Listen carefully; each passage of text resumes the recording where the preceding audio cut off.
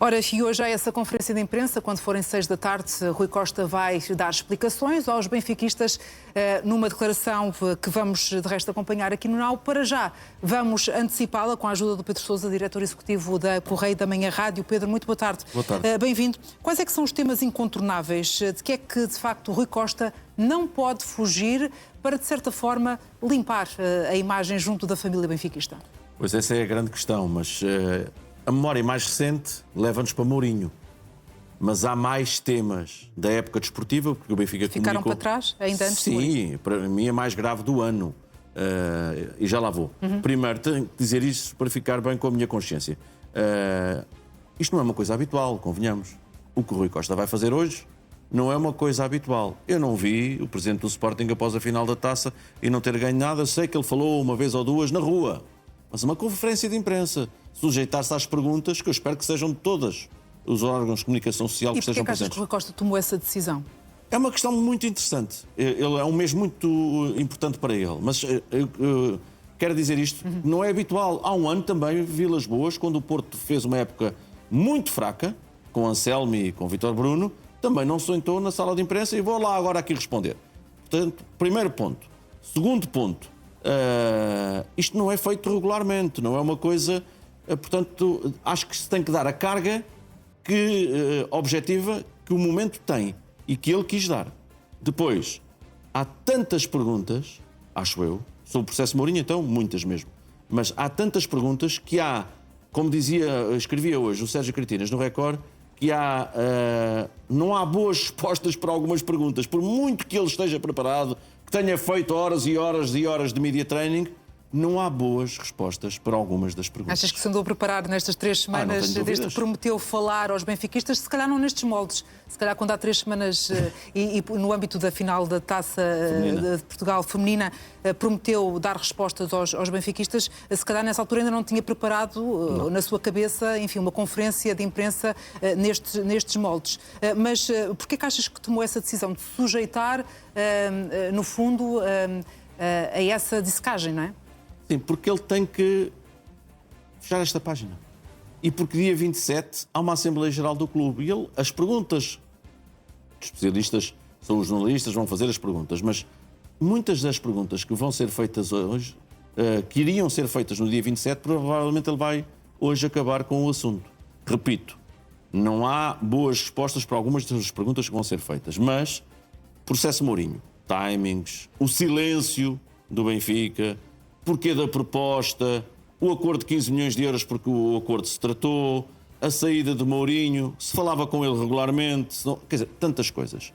Mas para mim, por paradoxal que pareça, e mais uma vez, Janete, estamos em cima do momento Mourinho e, portanto, vai monopolizar, eu sei, a conferência de imprensa. Mas para mim, o grande assunto do ano desportivo do Benfica, independentemente dos resultados esportivos que foram um fracasso. Aliás, ele nunca falou de Bruno Lage e saiu em setembro. Nunca falou sobre esse tema, nunca tocou nesse tema. Nunca tocou em conferência ou falar com jornalistas. E, portanto, mas para mim o grande assunto do ano é Prestiani. O Benfica andou a levar pancada no mundo todo de treinadores, de comentadores, de jornalistas, de jogadores, por causa do momento que chamavam de racismo. E que também o Benfica nunca se pronunciou, sobre o qual o Benfica, e Rui Costa em particular, há um nunca se modus operandi, Janete, entre uma coisa e outra, Mourinho e Prestiani. Silêncio. Fez ou não o Benfica acordo com a UEFA para Prestiani ser castigado com 2 jogos e foi acusado do que foi? Nada de racismo. E o Benfica, no seu estádio, na sua zona mista, num dia de Benfica-Real Madrid, um dos melhores jogadores do mundo acusa o Benfica de chamar macaco a Vinícius 5 vezes. E o Benfica, depois da decisão da UEFA, aceitou isso e não meteu nenhum processo a um senhor que mentiu descaradamente. Para mim, porque a imagem do Benfica, uma coisa é nós aqui no nosso quintal, Janete, que é o Benfica, o ganhar, o perder, a saída de Mourinho. Outra coisa é a nível global. Claro. O nome do Benfica foi manchado por acusações de racismo. E acreditas que Rui Costa estará disponível a responder sobre esse caso em particular? Porque ele sujeita-se a isso. Lá está a tal coisa. Não é habitual. Não é uma coisa habitual. Para mim este é o assunto do ano desportivo. Independentemente depois do insucesso desportivo, que é o que as pessoas querem ouvir. Explicações. Convidou ou não Ruben Amorim? Falou com ele ou não? Marco Silva, quando é que chegou? Porquê? Porque Achas que vai revelar todos esses bastidores? Pois eu não sei, por isso é que eu dizia... colocando até Marco Não. Silva numa posição em que é a segunda ou terceira escolha? Eu não acho que existam no futebol segundas e terceiras e quartas escolhas, porque, na verdade, ninguém é a primeira escolha. Ninguém é a primeira escolha. Nem Mourinho foi a primeira escolha da época. A primeira escolha foi Bruno Lage.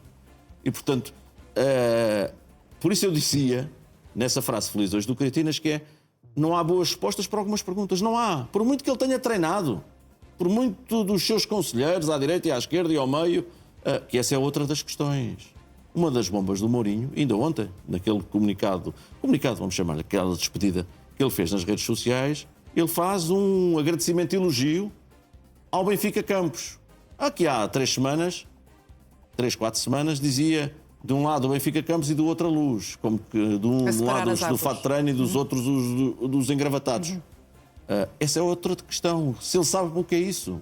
Mourinho reforçou isso várias vezes. Isso terá aqui alguma ligação, por exemplo, com o facto de ontem Rui Costa não ter acompanhado Marco Silva no seu primeiro dia no Seixal? É normal.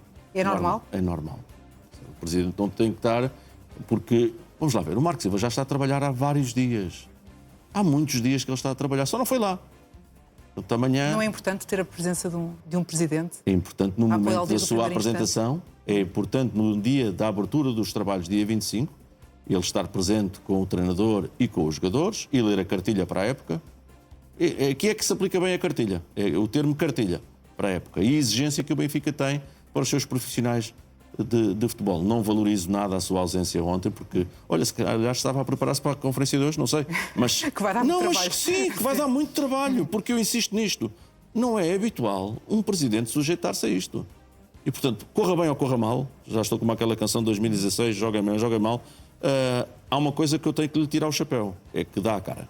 O que é que pode acontecer para correr mal, por exemplo? Pôr os pés pelas mãos em muitos temas sensíveis.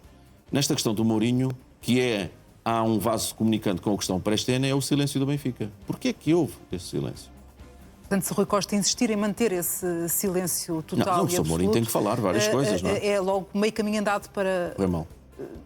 Não correr tão bem esta conferência. Ele tem que dar o melhor hoje para ele é falar a verdade, nos temas que puder falar. E não mentir. Porque mentira tem perna curta. E no futebol, então, é ao virar da esquina. Falavas há pouco daquilo que Mourinho disse, um vivo dele de 1 de março, que foi muito partilhado ontem e anteontem nas redes sociais. Sobre a disponibilidade de ficar no Benfica. Envelheceu mal, aquilo não chega a ser um vinho... Tem 2 meses ou 3, aquilo envelheceu muito mal, aquilo que ele disse. E, portanto, o melhor para ele é falar a verdade e não ter medo das consequências. Porque isto que vai acontecer hoje, de outra forma... vai acontecer na Assembleia do próximo dia 27 perante os sócios do Benfica. E o que é que está em jogo para Rui Costa, efetivamente? Eu acho que, quer dizer, aquelas pessoas que acham que ele sai... Não, caramba, ele foi há 7 meses, ganhou com 65%. Já há pouco tempo. Uma goleada. Sim. Com 65%. E, mas portanto... pouco depois também já vimos os benfiquistas a pedir que o Rui Costa saísse. Mas a bola não entra, isso vale para todos. E se calhar daqui, o problema do Benfica, desportivo, e a outra análise, às vezes as pessoas, porquê? Porque estão em cima do imediatismo, que é o Mourinho não ganhou nada, jogava um pouco. Janete, o Benfica ganhou 1 dos últimos 7 campeonatos. O Benfica ganhou 2 das últimas 22 taças de Portugal. Eu estou a dizer bem, não estou... 2 das últimas 22 taças de Portugal. Portanto, há aqui qualquer coisa que precisa ser atacada por parte dos dirigentes do Benfica. Eu acho que ele escolheu bem Marco Silva, que é um bom treinador, e essa é outra explicação que ele tem que capitalizar a partir de agora, que é com Marco que vai ter sucesso. Não é hora nem momento, passado 7 meses daquela vitória, de questionar a sua presidência. Eu sei que dia 27 lhe vai correr mal. É tudo aquilo que o Benfica não precisa também não precisa. nesta fase. Eu sei que dia 27 na Assembleia vai correr mal. Porquê? Porque vão estar, 2.000 pessoas. E na esmagadora maioria é a chamada oposição. Repara que ele ganhou em todas as mesas, fora de Lisboa, quando foi as eleições, com grande solvência. E não teve aqui taca-taca com Noronha, foi nas mesas de Lisboa. Quem é que vem a uma Assembleia Geral dia 27 de junho? São as pessoas que vivem na Grande Lisboa, na sua esmagadora maioria. E, portanto, ele vai ter problemas, sim, vai ter. Vai ter que se preparar outra vez para outro momento. Muito bem, Pedro.